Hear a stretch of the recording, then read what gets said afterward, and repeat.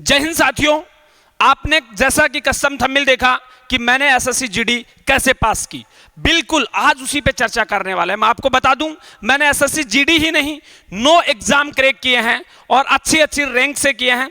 तो आपको बता दूं, हालांकि 2013 एसएससी जीडी मैंने पास की थी पर ज्वाइन नहीं की थी। तो फिर ये फोटो कम्युनिकेशन की आरओ की जो पोस्ट मैंने पास की थी उसकी ज्वाइनिंग ली थी, क्योंकि वो कांस्टेबल से अपर रैंक थी, तो रैंक से जाना मुझे ज़्यादा बेहतर लगा और उसी समय मेरा आरओ में भी सिलेक्शन हो गया था। तो आपको बता दूं, पहले क्लियर कर देना चाहता हूं कि उसी समय मात्र कुछ दिनों में लगभग 3 से 4 महीने वो थे, उन 3 से 4 महीनों में मैंने 6 एग्जाम पास किए। कितने? 6 एग्जाम। कैसे किए होंगे सर? बहुत ईजी है भाई, बहुत ईजी। कैसे हो सकता है? अभी इस वीडियो में मैं आपको बताऊंगा, और ये बहुत से ऐसे स्टूडेंट जो बेचारे मेंटली रूप से परेशान हैं उन तक ये वीडियो पहुंचा दीजिए, उनका भी भला हो जाएगा। आपको मैं कभी इस बात को नहीं कहूंगा, पर आज ये बात आपसे कहना चाहूंगा, ये वीडियो देश के हर नौजवान तक जाना चाहिए, उस तक ये शेयर होना चाहिए। दोस्तों, सिलेक्शन करने के बहुत से सिंपल तरीके हैं।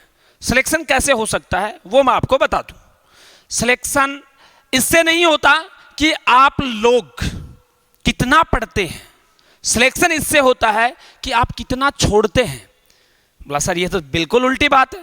नहीं, ये सही बात बता रहा हूं आपको। क्या छोड़ना चाहिए ये बड़ा इंपॉर्टेंट होता है। इंपॉर्टेंट ये नहीं है कि क्या पढ़ रहे हैं। पता नहीं आप ऐसी चीजें पढ़ रहे हैं जो एग्जाम में आए ही नहीं, कोई फायदा नहीं है भाई। इसलिए सिलेक्टेड चीजें पढ़िए, वो चीजें जो बहुत सिलेक्टेड हो। हमें किस टॉपिक से किस एग्जाम में आता है, उस एग्जाम का लेवल क्या है, यह सिर्फ एक टीचर या एक एक्सपीरियंस वाला बंदा ही बता सकता है। मैंने 9 एग्जाम इसलिए पास नहीं किए कि मुझे जॉब करनी थी। आज भी मैं एग्जाम देता हूं या एग्जाम का पेपर या पैटर्न देखता हूं। क्यों?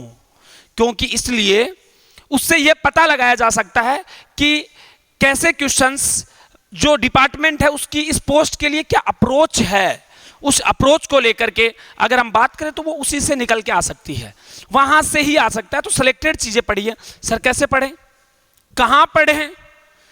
अब इसके लिए तो आपको ही तय करना होगा। हालांकि हमने जॉब छोड़ करके सिर्फ स्टूडेंटों को इसी अप्रोच के लिए, क्योंकि जब फोर्स में थे तो नहीं कर पाते थे काम, ऑनलाइन काम करने की कोशिश करते थे, वो सुविधाएं नहीं मिल पाती, बच्चों की बार बार रिक्वेस्ट थी, तो नौकरी छोड़ के हमने पढ़ाना शुरू कर दिया और बहुत से सिलेक्शन हम लगातार देते गए हैं। अब आप इससे अनुमान लगा सकते हैं, कल जो एसएससी जीडी का रिजल्ट आया 21 में से 19 सिलेक्शन दिए, और अगली इसमें भी मैं गारंटी के साथ कह सकता हूं कि बहुत बड़ा रेशियो हम देने वाले हैं।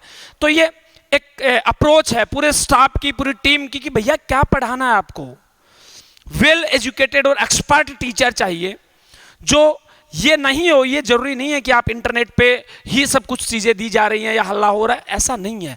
जो अच्छा लगता है देखने में, वास्तव में वो अच्छा हो ये गारंटी नहीं है, ये वास्तविकता नहीं है। वास्तविकता ये है कि आपको तय करना होगा कि क्या सही है और क्या गलत है, कौन सही स्टडी होती है कहां पे और कहां गलत होती है। परंतु ऐसा नहीं होता। सोशल मीडिया के जमाने में स्टूडेंट है वो भागे जा रहे हैं। भागो भाई, अच्छी बात है, आगे दौड़, पीछे छोड़ मत करो।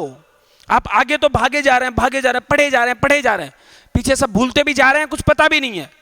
ऐसे सिलेक्शन नहीं हो सकता, ऐसे आप पास नहीं हो सकते। आपको सिलेक्टेड चीजों को पढ़ना है, रिवीजन करना है और उसके टेस्ट देने हैं। आपने पहली 1 यूनिट पढ़ी, 1 यूनिट पढ़ने के बाद अगर आप दूसरी यूनिट पे जाते हैं तो दूसरी यूनिट पे जो ही आप पहुंचते हैं तो सीधा सा फंडा है। दूसरी यूनिट तक जाते जाते आप पहली है उसको शॉर्ट नोट बनाइए। अब सर ये शॉर्ट नोट क्या होते हैं बताऊंगा आज आपको, और नेक्स्ट वीडियो एक पर्सनली शॉर्ट नोट का भी बनाऊंगा कि नोट्स कैसे बनाएं। क्योंकि आपको मैं बता दूं कि ये जो नोट्स की कहानी है, अगर आप उन नोट्स को किताबों की तरह ही लिख लोगे, मोटे मोटे नोट्स बना लिए जाएंगे, तो कैसे रिवीजन कर पाओगे एग्जाम के समय में, कैसे पढ़ पाओगे?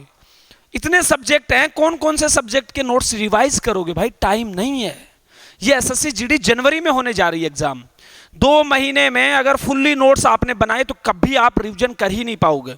और आपके माँ बाप जो सपना देख रहे हैं, आपने जो वादा किया अपने घर वालों से कि देख इस बार तो है ना दोस्तों से किया होगा आपने कि देख भाई इस बार मैं पक्का वर्दी ले लूंगा कुछ भी हो जाए।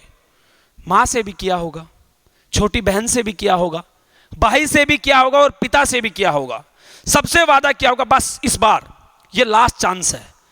क्या आप अपने अंदर झांकिए कि आपने जो वादा किया था कि ये लास्ट चांस है, उस लास्ट चांस के हिसाब से आप मेहनत कर रहे हैं? नहीं कर रहे? अभी भी वक्त है, लग जाइए, लग जाइए, अभी भी वक्त है। क्योंकि एक एक दिन नहीं, एक एक घंटा आपके लिए इंपॉर्टेंट है। बार बार ये ह्यूमन नेचर, आपकी गलती नहीं है, ह्यूमन नेचर है। एक बार हम टाइम टेबल बनाते हैं, आज से 6 घंटे पढ़ेगा तुम्हारा भाई, बस कुछ भी हो जाए पाड़ के रख देगा, आज से डेली पढ़ेगा। 5 दिन बाद पूछा जाता है टाइम टेबल गायब। क्यों? ऐसा क्यों होता है? ऐसा इसलिए होता है कि हम मेंटली रूप से प्रिपेयर नहीं है। हमने जो विजन देखा है वो विजन नहीं है, वो सिर्फ एक अट्रैक्शन है। यहां में जिद पालनी होगी। अगर आपने यहां जिद पाल ली, इस प्रोसेसर में प्रोग्रामिंग हो गई, तो सिर्फ आपको एक ही चीज दिखेगी। और वो कैसे दिखती है? हम एकांत में घर में अकेले बैठ के पढ़ने लग जाएं, और क्योंकि आपकी जो उम्र है 18 से 21 साल, ये 22 साल 23 साल, ये जो स्ट्रेंथ है, इसमें आदमी के पास भटकने के 1000 साधन होते हैं पर विजन तक जाने के एक भी नहीं होते। इसलिए आपको एक ऐसा फ्रेंड सर्कल बनाना चाहिए, या फिर कहीं भी आप बैठ के तैयारी कर रहे हैं, आप 2-5 बंदों का ग्रुप बनाइए और उस ग्रुप में आपस में कंपटीशन होना चाहिए। भैया मैंने ये पढ़ा है, तू ये पढ़ेगा, इनका आपस में टेस्ट लिए जाएंगे, प्रैक्टिस की जाएगी, कौन किससे आगे है। एक दूसरे से कंपटीशन की भावना पालिए, अंदर आग जलाइए, ईर्ष्या नहीं, आग जलाइए। एक दूसरे को सपोर्ट करके क्रॉस करके आगे जा सकते हैं। इस तरीके से प्रॉपर ढंग से प्री प्लान करके, और जो भी पीछे पढ़ा है उसके लिए पर डे का आप कम से कम 1 घंटा रखिए कि आज तक जो पढ़ा है उसका रिवीजन लगाएंगे। और मैंने बताया कि रिवीजन तभी लगेगा जब आपका शॉर्ट नोट होंगे। पूरे फुल्ली नोट्स अगर आपने बना रखे हैं कोई बात नहीं, पर शॉर्ट नोट भी बनाइए। अगर शॉर्ट नोट नहीं बनाए तो आपका रिवीजन नहीं हो सकता, कभी नहीं हो सकता आपका रिवीजन। अगर आपको रिवीजन करना है तो आपको शॉर्ट नोट बनाने ही पड़ेंगे। शॉर्ट नोट बनाइए, रिवीजन कीजिए, अपने विजन को बड़ा कीजिए और निरंतरता रखिए। निरंतरता से बड़ा दुनिया में कोई हथियार नहीं है जो आपको सफलता के मंजिल तक लेके जा सकता है, वो है सिर्फ निरंतरता। लगातार प्रैक्टिस की जाए। एक दिन भी, आप घर में बहुत सारे काम हो जाते हैं, पढ़ना शुरू करते हैं, कभी मम्मी ने बोला, कभी पापा ने, किसी की बात नहीं माननी, क्योंकि दुनिया सिर्फ सफलता को पूछती है। अगर आप सफल हैं तो दुनिया आपके आगे सर झुकाती है। अगर आप घंटों घंटों पढ़े और फेल हो गए तो जनता सिर्फ आपसे ये जवाब कहेगी, ये पूछेगी आप पास हुए या फेल। फेल हुए इसका मतलब यह था कि आप पढ़ते नहीं थे।